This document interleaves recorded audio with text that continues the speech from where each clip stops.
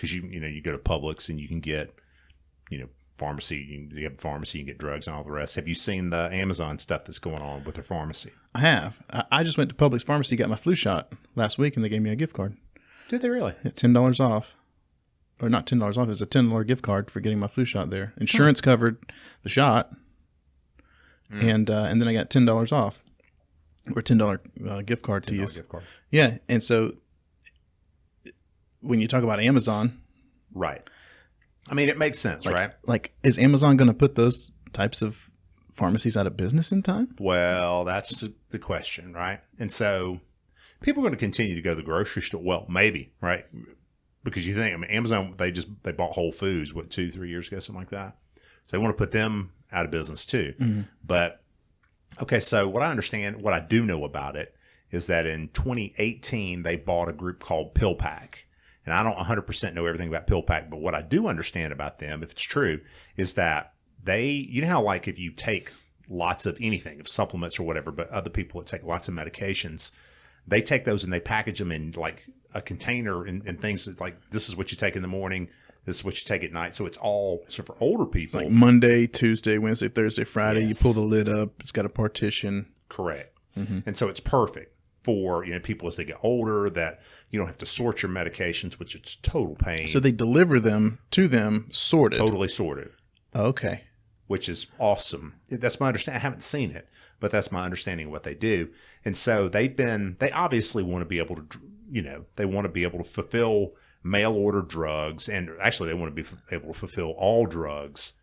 You just hit the Amazon app, just like everything else, and Prime, it shows up at your house. Mm-hmm. And I can appreciate that because I don't like going sitting in line at CVS at all. And but there's controlled substances and which things are going to be more realistic. I do know that they're licensed, I think, in all the states.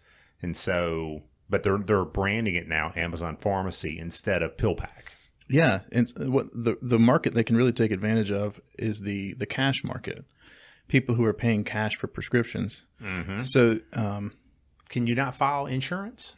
Well, you can, but that's difficult because Amazon you have to file it manually. Yeah, Amazon then has to work with like PBMs and things like that, right? Yeah, I guess you're right. And there's a whole lack of transparency there, which we talk about that. But the thing is that the pharmaceutical industry is I looked this up. It's a $980 billion per year industry, mm-hmm. and about 8% of the people who buy their prescriptions buy them in cash because of high deductibles or whatever. Sure. But then I found a revised number on that. Well, there's 8% of people who don't have insurance that pay cash. Mm-hmm. And then if you account for the people who have insurance, but because of their deductibles or whatever, that pay cash as well, they think that 980 billion, the number of people who pay cash, could be as much as 25%. Wow. So right now they have just a wide open market for several $100 billion. Right. And things are going to be changing. The other thing that they just did, I kind of caught it out of the corner of my eye, like, oh, I see. They just enabled Alexa, the voice activated Alexa, to where it's HIPAA compliant. So when Alexa can partner with, now I don't understand fully, but it has capability of being HIPAA compliant so that it communicates with, I don't know if it's communicating with the insurance company, PBM, whatever it's communicating mm-hmm. with, but once there's proper things in place, you could speak to Alexa to essentially order a refill of your prescription. Yeah, there's lots of implications to that. It's kind of like what you ought to do is just sort of hang out and think, because so many different things out there now, because I always take everything from an entrepreneurial context.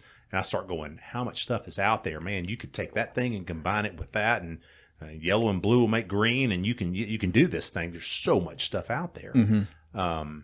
Which, the elephant in the room